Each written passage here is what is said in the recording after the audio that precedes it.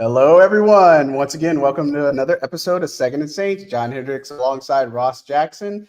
It's Monday. We're kind of getting through this thing, right? Saints training camp, day 11. You know, Pats came back on today. It was exciting. Yeah. But how you holding up, man? Good. It's weird to have like a Monday that feels like a Friday because it's the day off tomorrow. So it's Monday, but it's also Friday, but yet it's also somehow like Monday. I don't know. It's all weird. But it's been good. It's been good. And I thought today was like a pretty balanced, good practice for this team before they go into the day off. They'll do 2 days of padded practice before they travel for Arizona, and then the preseason game Saturday. I know, we're like right there. And so like obviously you don't know anything about the hand tipping or who's going to do what, and something we're paying attention to, obviously. But look, jumping right into day 11, Spencer Rattler's probably one of the top stories, right? Yep. He got to have a lot more reps because Jake Haener was out getting a procedure done on his face with the skin cancer, and obviously wish him the best and hope for good news there. Even just hey, everything was good, but hopefully don't find anything more serious or anything like that. But, you know, look, I thought Rattler overall looked really comfortable, especially the end of game sequence. He made some really good throws today. Yeah. Wasn't without flaws, and I'll get into that in a minute. But, like, I feel like he had one of his best days of practice, maybe the best one, but he's just – You saw him talk afterwards after practice, saying just kind of like how this offense fits him. And, you know, it's similar to what he ran over at South Carolina. And just the fact that he likes the mobility of it, that, you know, Klint Kubiak and all this other stuff. What kind of your takeaways from Rattler's day?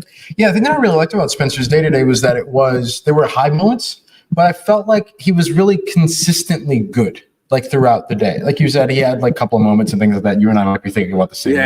Yeah. But you know, he was consistently solid. And I think like that's what Jake Haener has been all camp for me too, is that he's been consistently good. Like consistently, I would say better than fine, because Dennis Allen made a point the other day to say like fine's not good enough, basically. But I would say he's been consistently good. And so I thought it was good to see Spencer Rattler have that kind of day with some really nice kind of peaks to match it, but not a lot of valleys. Yeah, for sure. And I think the rough moment we're probably both thinking of is when Klint Kubiak had a little bit of something to say. He just made this throw to the left side. It was Marquez Galloway was the only one that was kind of like there, but, you know, it wasn't there. And Klint Kubiak didn't like it too much. He's like, look, if I had another quarterback, I'd pull you out of here, right? Yeah. Like that type of rep. But is that the same one you're thinking of? Same one. He was kind of like, hey, don't wait so long. Like, you never wait that long to throw that, those types of things. But look, he's going to make mistakes in the preseason. I expect him to make mistakes. I expect Jake Haener to make mistakes. But I think with Spencer Rattler, look, he's stacking pretty good days, I feel like. And, you know, again, you looked at how he did in the red zone the other day with all of his touchdown success. I feel like he's getting that Michael Jacobson connection going, really pumping a lot. Yeah. But, you know, I've really liked what I've seen from Spencer Rattler as a whole, just to see him kind of grow from rookie minicamp. Because that's when we saw him. We kind of saw I don't want to say infancy, that's probably a bad word, but just kind of the start there where, you know, he was just kind of doing vanilla stuff. Then they'd add stuff to his plate. Right. Then even more, and then even more. And I feel like he's taken the workload and responsibility. I think he's handled it well. I think so too. I think like today was impressive. This is probably maybe the third time that I would say that he's had a really strong day. Out of the 11 that we've seen him so far. And this is a day where he got a lot of opportunity. Like a lot of eyes were going to be on him with Jake Haener dealing with that procedure that was going on today. We'll see if he's back in time on Wednesday. But, you know, Dennis Allen only said he was expected to miss today. And so, you know, when it comes to Spencer Rattler, like this was a real opportunity for him. I mean, they split those reps right down the middle between him and Derek Carr. Yeah. And so it was a real opportunity for him to go out there, maybe get some more time with guys that he hasn't gotten as much time with, and build a bit of a rhythm throughout the day. And it's funny because this is now the second time that there has been a reduction at quarterback that has led to better performance at quarterback. When Nathan Peterman when they terminated his contract, we watched both of Jake Haener and Spencer Rattler get a lot more comfortable because there were more reps to go around. things were able to be more consistent. They were able to build a rhythm. I think we saw Spencer Rattler today find a rhythm for himself, even though that one throw that we were talking about came a little bit later. But you know what? I think that the other thing that's really nice about that too is that you have to learn that there are consequences to your actions. Sure. Right. Yeah. You have to learn that, like, listen, if you make a throw like that, like, that's not going to go well for you. Right. And even if you don't get it, or even if it doesn't get picked off or whatever, like, here's what we can do. You know Exactly, what I mean? yeah. I love that kind of stuff. It goes back to the word that we used a lot for the first couple of practices was accountability. Yeah. And boy, if there's a place where accountability matters a lot on the field, it's the quarterback position. Yeah. And again, we talked, it's Clint Kubiak, it's Andrew Janako, like Clint Kubiak. It's a different type of mentality for the accountability. Mm-hmm. It's just something we just haven't seen. And so I appreciate seeing that out of Clint Kubiak, making sure that he holds his, and it's something that we hit on before with like Derek Carr. It's like, hey, look, he said I could throw this perfect ball to Rashid Shaheed, and he's still going to come over and say, no, they need you to place it here or do something else. And that's just the different things that he brings to the table that just weren't there before. And so, look, Rattler, I think he's stacking days. I think he's making some really good throws. And not only that, but he's making some good decisions. Like there was two plays that looked identical to each other where he's rolling out to the right and he's kind of like climbing the pocket, surveying. He has the safe option right in front of him. Right. But he made like this outstanding throw to Marquez Callaway. Oh, yeah. That, instead of getting a couple yards to Xander Horvath, he had it open with Marquez Callaway, and it's a bigger game. Yeah. I mean, I like that rep particularly, but, his mobility is strong. His arm is strong. I think he's somebody that, again, we're not talking QB1 because I keep saying, did he get first team reps? He's not starting, y'all. Not at this point or anytime. Now, if a Carr gets hurt, we'll see. But this is not anything on the table this year. I don't even think it's anything on the table next year. And of course, Dennis Allen's not tipping his hand, giving anybody really the praise because at the same time, they could bring a free agent in to back up somebody. They could bring Peterman back if they wanted to. They really could. But, overall, I think Rattler, you're seeing the growth. And I think Haener can respond too. But I'm just happy seeing a rookie quarterback perform in these situations. We've seen some struggle over the years too. Yeah. His best throw today was on that bootleg to the right. Now it depends on who you ask, because the offense says it was a touchdown. The defense says it was a sack. I think he got the ball out in time. I think so. I personally think he got the ball out in time. Yeah. So it was a play action, kind of RPO-ish is what it looked like, but it was a play action rolling towards the right. Colin Saunders came closing in, and Spencer Rattler delivers the ball on the run. Second, third progression ends up hitting Cedric Wilson, who's wide open down the right sideline. And Colin Saunders says that he got to Spencer Rattler. The defense believed it was a sack. Spencer Rattler said he believes that it's a touchdown. From my eyes, it was a touchdown as well, or at least a completed pass. I don't really know about a touchdown. But I thought it was his best throw of the day. Showed a lot of composure, showed what he can do on the run, things like that. Yeah, the offense definitely didn't agree. Colin got there. They had some choice words. Yeah. But man, that lit a fire into Colin. Colin's next play was outstanding when he blew up the run play to Jacob Caboti over to the right side. I think Loki had a good day. Oh yeah, he was out. He was great today. You got a question in there? Yeah, I got to do this. I don't usually jump to questions, but Elias is like a dear friend of mine that I miss a lot. So it's so cool to see him in the chat here. Wanted to know, and I mean that, Elias, like, I miss you. I hope that you're doing well. He wants to know, is it clear if Olave is taking more reps at the X position or his usual Z spot? This is interesting because I think that the convention of this player playing at the X, this player playing at the Z, I think is going to be challenged a little bit in this offense. Right. Yes.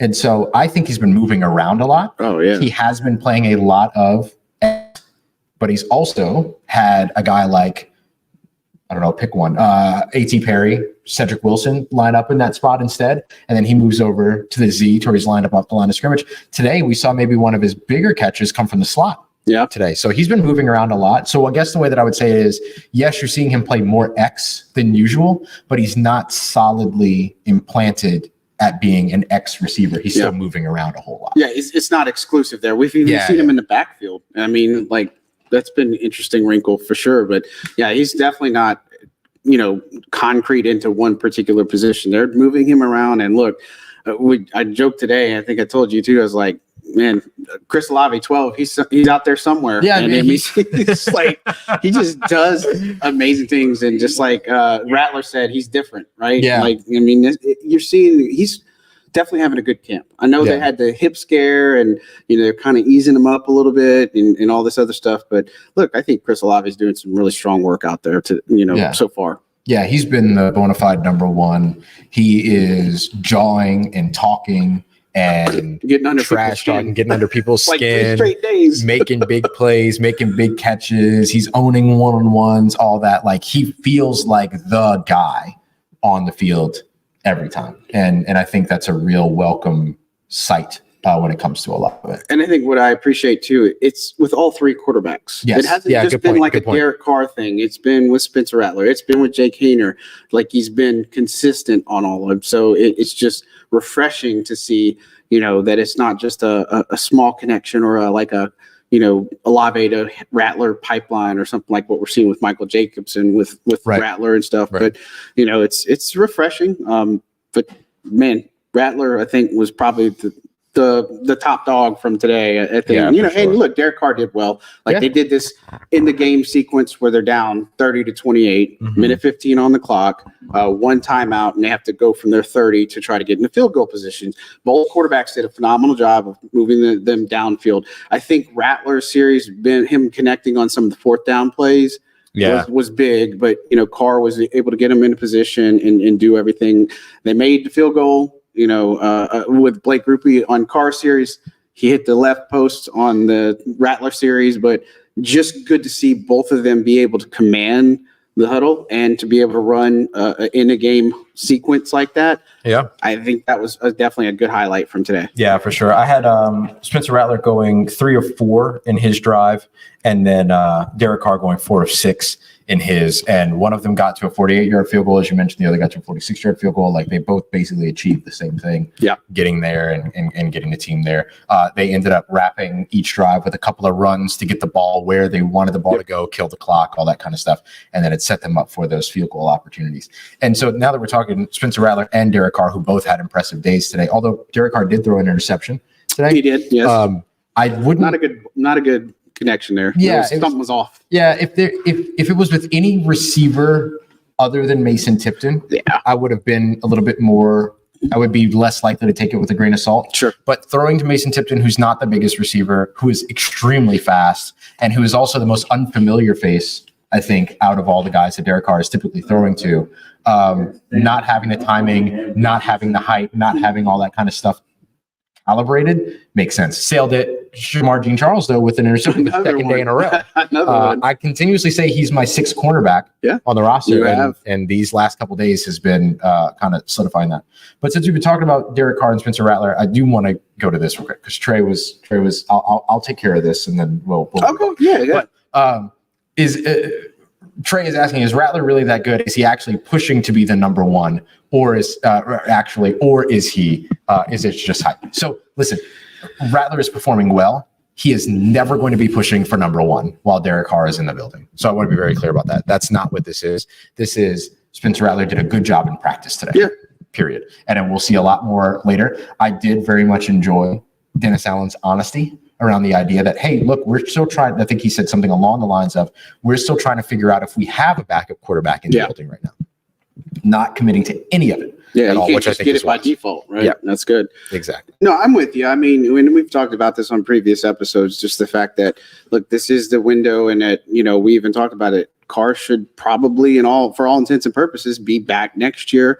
We expect DA to probably be back next year, unless something absolutely goes to the wayside. But I think that's the plan. Now, past that could be interesting, right? But I think this stemmed from a DA comment from months ago, and then somebody cut what they wanted out of it, and that Rattler was going to compete for the number one job. That was never a thing. It was never a thing. And if you saw it, and whoever did that, that's irresponsible journalism. That's all that is cherry pick what you want, just like they did with this Olave thing. Yeah, that Olave clip. It's just like people believe it, right? And I mean, there's no truth to it.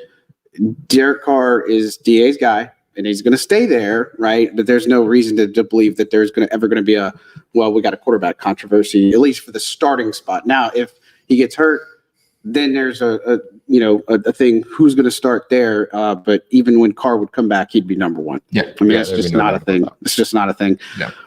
As far as today goes, look, got Nathan Shepard and Peyton Turner back from toe injuries, so that was good. But Turner didn't do anything in drill like team or anything like that. So it was a little bit tough not seeing him back out in team. So he's kind of like around, but not, you know what I mean?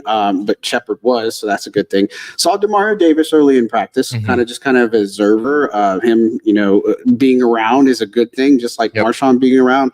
Like these guys, when they're not around, a little bit more concerned.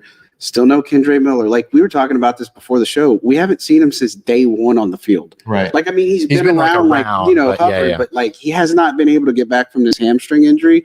And since individual drills of day one. Individual drills. That's tough, like man. Early. That's tough. Yeah. That's really tough. Somebody had asked us if we were concerned about Kendre Miller. Yes.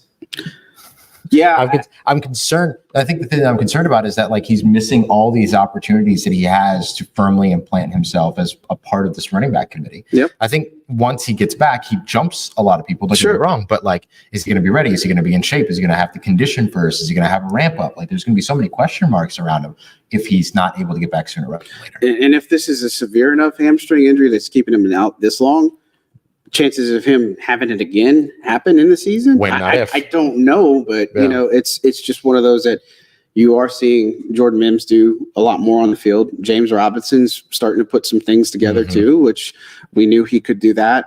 But with no Kendre, again, I'd be really surprised if he's able to make it back before this Cardinals game. It's gonna be a three-headed monster, with Mims and James Robinson and Jacob Kubota. I just don't think Kendre Miller is going to be ready.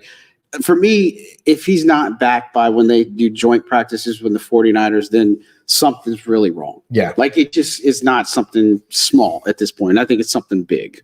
Yeah. So tough to see.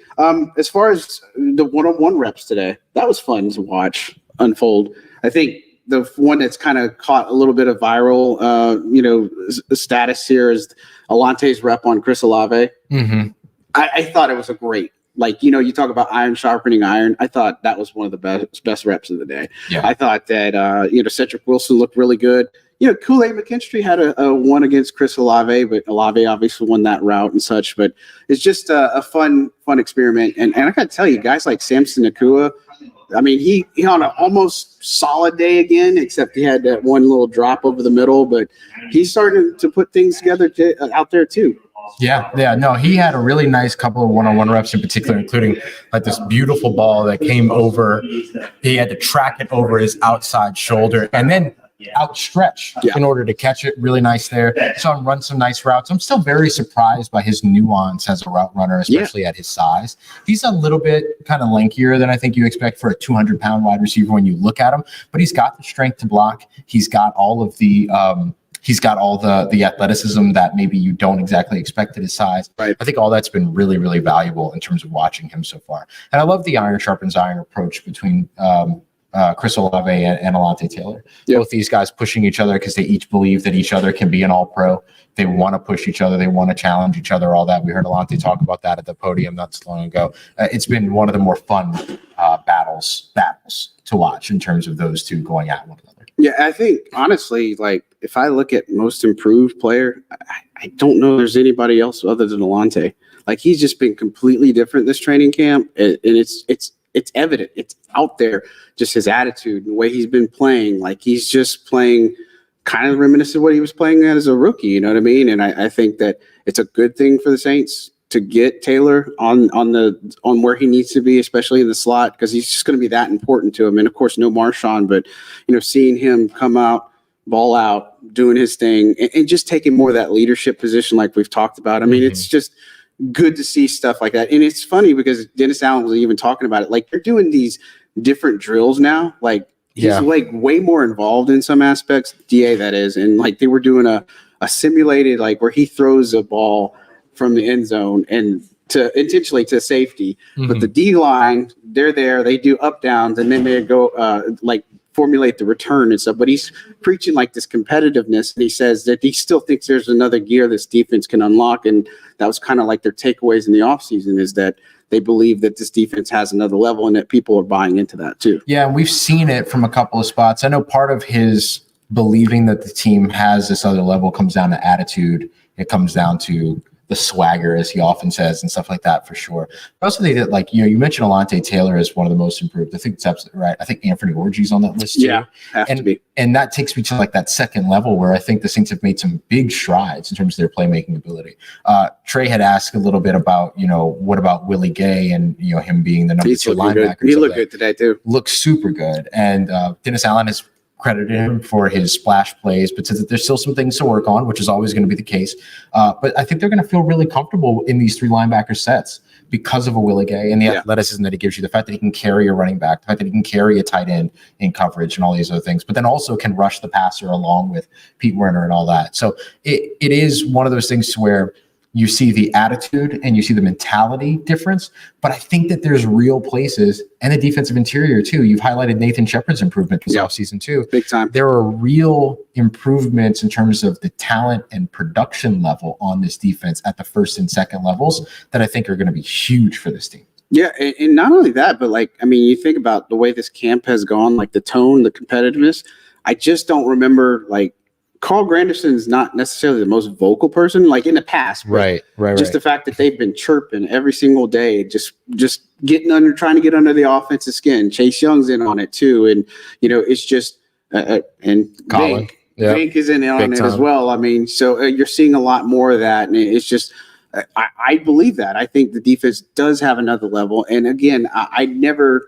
It's a shame because in the past few years, the defense has kind of had to carry the team because the offense just hasn't been that good, right? They've just kind of been somewhat middle of the road or all this other stuff, but the defense has done its job for years now, I feel like, and there's still room to grow. Like, they can get better at getting after the quarterback and stuff, but, you talked about Willie Gay Jr., like, they're using him at Sam, they're using him at Will, like, they're using him at different spots out there, and we pointed out the linebacking group, like, it's not just him. You brought up Anthony Orgy. DeMarco Jackson looks good. Isaiah Stallbird, he's flashed again today. He's making plays. I mean, Monty Rice. Like, this linebacker room is solid, right? And you don't have any Sewell out there right now. Too. Right. I think he's doing well too. But I felt like I'm seeing enough from the interior at this point. Now, again, a lot of football left. I think I'm seeing some from the pass rush. I'm not totally convinced on the D-line. Like, I'm not confident, but I like the back end. I like the linebacking group. I do buy into that the Saints defense could be better. Yeah, I would buy into that too. I think the biggest thing is going to be how much does the defensive interior really improve, and then how much is the pass rush able to not only impact the quarterback, but finish plays at the quarterback. I think those are going to be the biggest things. Yes. And look, if your pass rush is cooking, then all of a sudden that benefits your secondary, that benefits your second level.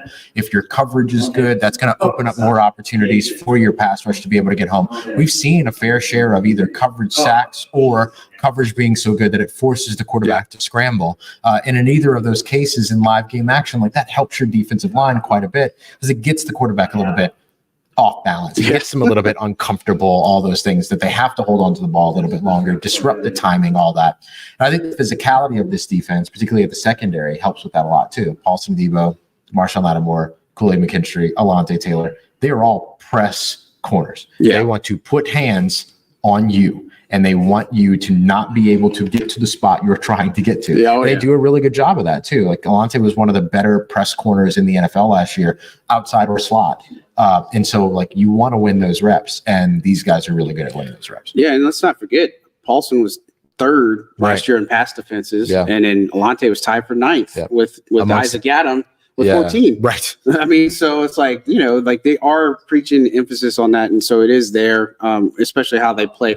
Now, could it lead to more flags? Maybe. Would I rather them be a little bit more aggressive? And I'd be okay with some of that somewhat, but 100%. But we're seeing too, like, I'm trying to remember who was it that got hit. Like, somebody laid the wood down earlier in practice. It was just like a big giant. It was Willie Gay Jr. I don't know. Yeah, it might have been him. That's right. I saw a couple of hits today. They're just like, woo. Like, I think Jamal Williams is coming in and somebody just like lit him up. Yeah. Like, it was just one of those things that, you see in this defense. I think they dominated early. Then it kind of came back to earth, and then now it's just kind of like this balanced attack, which is what we want to see. Yeah, so it's you want the not back and favorable forth. to one particular side or the other. So I tell you something, I'm a little bit, I don't know, I don't want to say disappointed, but a little bit surprised at is that Blake Grupe has not been able to distance himself from Charlie Smith. This was the first time that I've heard Dennis Allen use the word competition when it came to the kickers. So now we've got a legitimate kicker competition. Yeah, I think it's here. And so what numbers do you have on these guys? Because like that took me by surprise when I heard Dennis Allen say that today. So after today, Blake Grupe's 41 of 48. So he missed a couple of them today. And then Charlie Smith I had is 30 of 37. So they both missed 7 kicks. Yeah. Now Charlie Smith's issues were more of the extra point. Yep. Blake Grupe missed a couple of long field goals, but he did make a big one from 61 today. But, it's just Grupe's had some uncharacteristic misses inside the 40. Now, some of that is the operation, like Matt Hayball versus Lou Headley holding. Right. Some of that can be there versus same thing with Charlie Smith. Like that does matter. But, Charlie Smith, we've talked about him, that he has the leg and such. But I guess that's something I'm a little bit shocked by, that it seemed like just like the quarterback 2 battle, when you have a leg up on the competition, no pun intended, you're just not able to distance yourself. Nice. I really like that. No, but it's really true. And look, we also saw, you mentioned the 61-yarder by Blake Grupe. We saw a 62-yarder the other day by Matt Hayball that looked like it would have been good with crosswind at 70. You know what I mean? So like these guys can both get the ball down the field. The biggest thing is going to be, can you control the accuracy? Yeah. And I think to an extent, it almost feels like, okay, Matthew Hayball missing some extra points feels more addressable. I mean, Smith. I'm sorry, not Matthew Hayball. Sorry, That Charlie would Smith. be interesting if he did go in there and kick lefty. Charlie Smith going in there and missing some extra points feels almost more fixable than what Blake Grupe has been missing in between the 40 to 50 range. Yeah. And so I don't know if that's an oversimplification. It probably is. But, I'm just trying to think about it from another perspective of like, okay, so what's easiest to fix? So the good news, and we've talked about this a bunch, is like you don't really have to make a full decision here. You can carry both of these guys onto the roster going into 2023 and then make your 2024 and then make your decision at a later time. But it is what we expected it to be coming into training camp. Not necessarily a competition walking in, but something that had the opportunity, if Blake Grupe didn't run away with it, it could quickly become a competition, and I think it's now a competition. Yeah, and then it's kind of like Ty goes a runner, because Grupe was perfect for a while. Right. Like I think he was 21 and 20. Yeah, it was either 18 and 18 or 21 21 or something like that. But then it started piling up. And so look, I know they believe in Blake Grupe. I know that they think he can do what he needs to do. And look, I know it probably doesn't matter. We're out here in Cali. They're outdoors. There is some wind involved. They're not going to have that in all the dome games they play. You know what I'm saying? Like 11 games they'll be in a domed atmosphere this year. Maybe it's more than that. I think it's 14. 14. Yeah, because I think it's just it's just Tampa game, the Carolina game, and then the Green Bay game. Oh, and then Kansas City. Yeah, that's so the other. 4. That's So that math is 13. 13.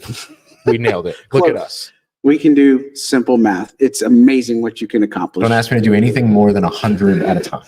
And that's only if I'm looking at a literal football field.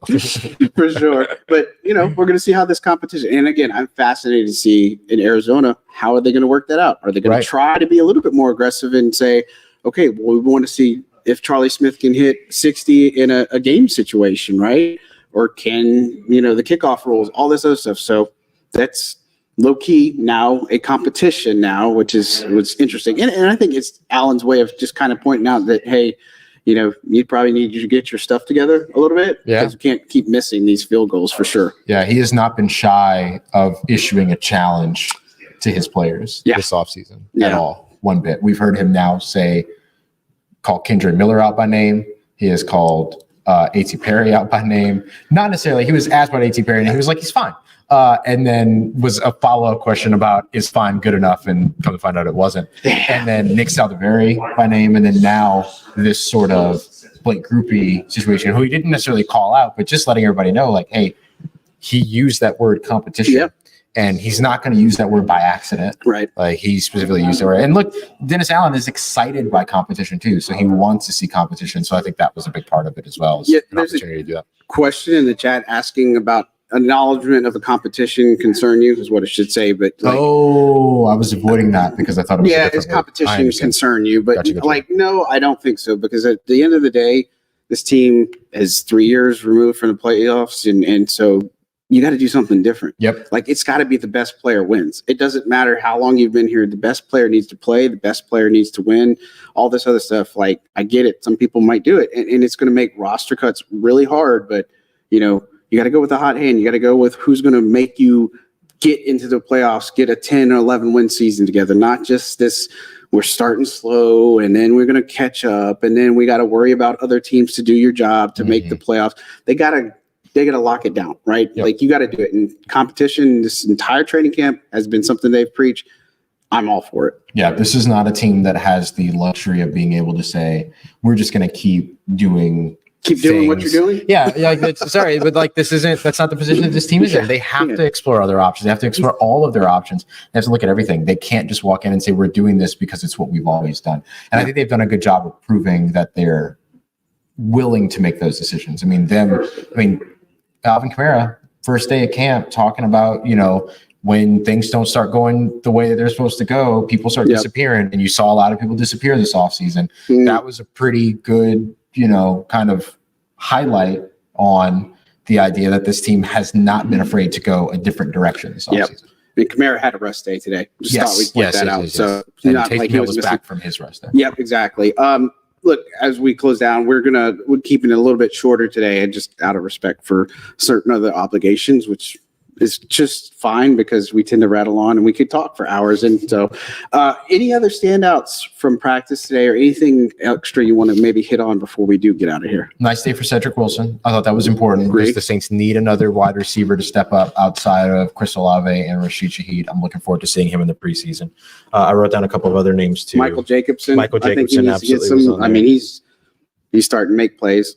Yeah, for sure. Big time. Like, he's not starting to, but he's making more plays, I guess you could say. I pointed out Isaiah Stallbird earlier. Yep. I think Khalid Hudson had another solid day. Really solid day. I really like what I've seen from him. I honed in on Trevor Penning. I think he had some solid reps today, too. It wasn't just him. I think it was one of the plays where Foster came in motion and he just laid this outstanding block on Carl Granderson. Yeah. Like, I've never seen somebody knock Carl Granderson kind of off his feet somewhat, but Foster did it. And we talked about him beefing out size. Yeah, man. So he is using that size. Yeah, that is for sure. Yeah, and then obviously one of the other ones, Khristian Boyd. I think he's having a good camp, a solid camp. Nothing that necessarily says, he stands out every day, but you see him in the rotation with the first team. You see him in there when they're getting different packages. He's blowing up runs. He's doing what he needs to. Maybe not as much as getting after the quarterback as what he did in college, but I think he's done a solid job in camp so far. Yeah, completely agree. Yeah, that covers a bunch of mine too, because we had other guys that I had written down, like Willie Gay and Colin Saunders and stuff like that. So. Cool. Awesome. Well, like I said, a little bit shorter today. That's okay, because we'll be back obviously on Wednesday, because we're going to enjoy our Tuesday off. Got some plans, obviously. Definitely want to make sure that everybody remembers on Thursday. We're just a couple days away now, Ross. Yeah. We're going to do this live show over in Fullerton for all the SoCal Saints fans, Bourbon Street Bar and Grill. We're planning 5 to 8. Now they're open till 2 a.m. I don't know how that's going to work out necessarily, but we're going to be there for a little bit. Obviously, we're going to do our show there, see how that goes, interact with fans, but definitely challenge and encourage everybody to come out if you can. Yeah. But we'll be there and such. And anything else coming up that we want to know about on Locked On? I think you got some spicy episodes coming. Yeah, I actually answer a question that was asked and we didn't get a chance to go to here, but the question was, if you had to pick a QB2 today, who are you rolling with? I picked mine, and that's on tomorrow's episode of Locked On Saints. And I'm not going to spoil it. I think my logic is sound. I think my logic is sound, but we'll see. Yeah, a lot of football left to be played. Yeah. Honestly, this is like the halfway point of camp in somewhat aspects. 22, 23 practices in. So, I think we're getting to the halfway point. So, really interesting. All right. Well, don't forget to hit the subscribe button, notifications on, all that fun stuff. Don't forget about the Amazon link in there. That helps us out a lot. Anything and everything. You guys have been terrific. Really appreciate all the support. Can't say it enough. Just continue to share the good news of Second and Saints. That's all I can tell you. So on behalf of Ross Jackson, I'm John Hendricks signing out. We will talk at you Wednesday.